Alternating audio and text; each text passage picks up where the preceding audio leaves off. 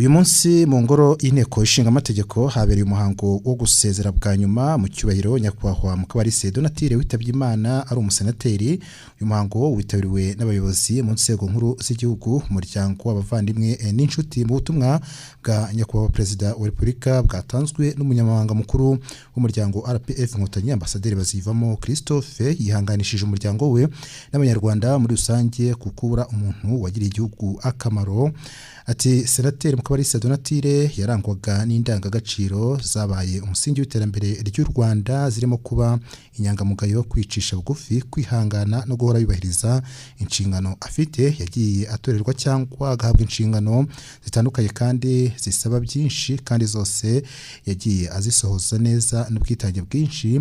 Ibyo byaterwaga nuko yumvaga neza ko gukorera igihugu ari inshingano iruta izindi kandi ifite agaciro gakomeye.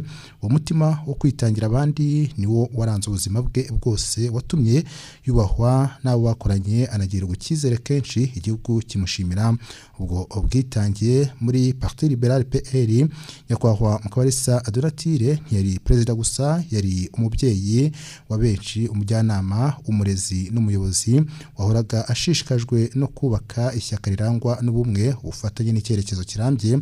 Ati adusigiye imishinga n'icyerekezo Kigali bigamije gukomeza kwibaka no guteza imbere igihugu cyacu. Depite Munyangeyo Theogene uhagarariye umutwe wa politike wa PL, President wa Sena Karinda François Xavier yagarutse ku mirimo Senateri Mukabalisa Donatille yakoreye igihugu.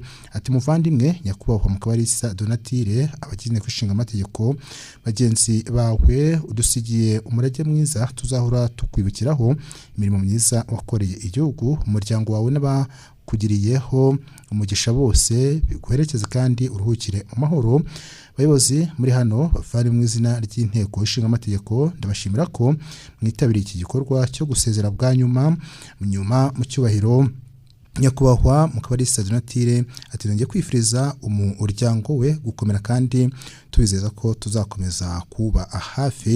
Ni ubutumwa rero bwatanzwe na bamwe mu bayobozi bitabiriye uyu muhango wo gusezera bwa nyuma kuri Mukabalisa Donatille wigize wari upfuye yari umudepite. Aha rero umuryango we ukaba kandi waravuze ko amafaranga yaragenewe by'umwihariko mu gufasha mu ishyingurwa ry'uyu musenateri yazakusanwa akifashishwa mu kuvura abafite indwara ya kanseri. Inteko ishinga amategeko y'u Rwanda rero akaba aribwo yasezeye bwa nyuma kuri Senateri Mukabalisa Donatille witabye Imana tariki ya 30 Nyakanga azize ubu urwaye. N'umuhango rero wabaye kuri uyu wa 7 Kanama 2026 witabirwa n'abayobozi mu nzego nkuru z'igihugu, umuryango we n'abavandimwe be n'inshuti, aho rero benshi bagiye bagaruka ku bwitange cyane cyane bwagiye bumuranga. Ubutumwa bwa Perezida Paul Kagame busezera kuri Mukabalisa rero Mukabalisa bukaba bwatanzwe n'uyu munyamabanga mukuru w'umuryango RPF Inkotanyi. Perezida Kagame akaba yagaragaje ko Mukabalisa yarangwaga n'indangagaciro zabaye umusingi w'iterambere ry'u Rwanda, zirimo ubunyangamugayo, kwicisha bugufi.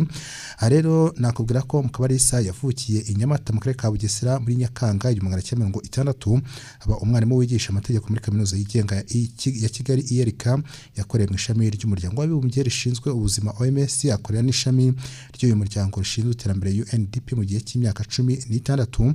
Mu kwezi kwa 10 2003 Mukabalisa yatorewe kuba umudepite, aba muri uyu mwanya kugeza 2008, kuva 2011 kugeza muri 2013 yabaye umusenateri.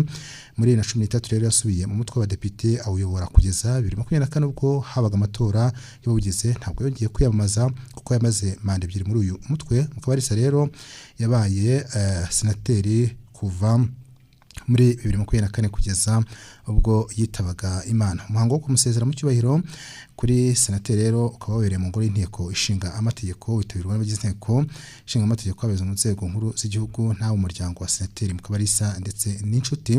Mukabalisa yashimiwe ubwitange bwamuranze cyane cyane mu nshingano zitandukanye yakoze. Reka tuvuge ngo Imana imwakire kandi imuhe iruhuko ridashira kandi ikomeza kwihanganisha umuryango we ndetse n'abanyarwanda muri rusange babuze umuntu w'agaciro cyane cyane mu birebana n'ubuyobozi bw'u Rwanda.